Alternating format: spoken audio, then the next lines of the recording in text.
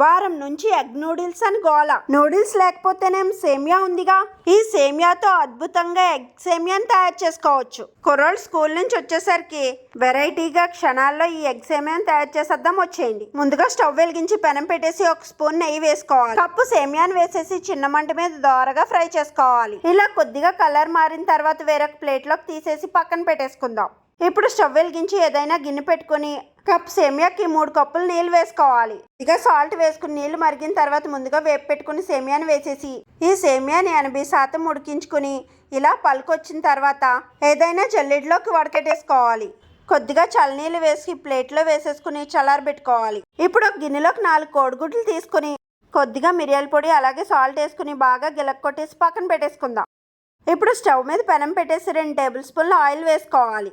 Oil బాగా మరిగిన తర్వాత ఆమ్లెట్లో వేసేసుకుని ఈ ఆమ్లెట్ని చిన్న చిన్న ముక్కలుగా సెపరేట్ చేసేసుకుని వేరొక ప్లేట్లోకి తీసేసుకోవాలి. ఇప్పుడు అదే పెనంలోకి 2 స్పూన్ల నూనె వేసుకొని 1/2 కప్ చొప్పున క్యాబేజ్, క్యారెట్, క్యాప్సికమ్, 4 పచ్చిమిర్చి, కొద్దిగా ఉప్పు వేసి 1 నిమిషం పాటు ఈ కూరగాయలన్నీ బాగా ఫ్రై చేసుకోవాలి.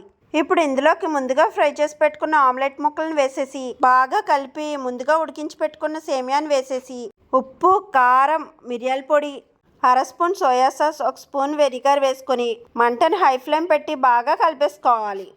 ఇప్పుడు స్టవ్ ఆఫ్ చేసి దించేసుకోవడమే. అంతేనండి, ఈ ఎగ్ సేమియా అయితే క్షణాల్లో రెడీ. ఫైనల్గా ఉల్లిపాయలు అలాగే నిమ్మకాయ పిండుకుని తింటే చాలా చాలా బాగుంటుంది. వీడియో నచ్చితే లైక్ చేయండి.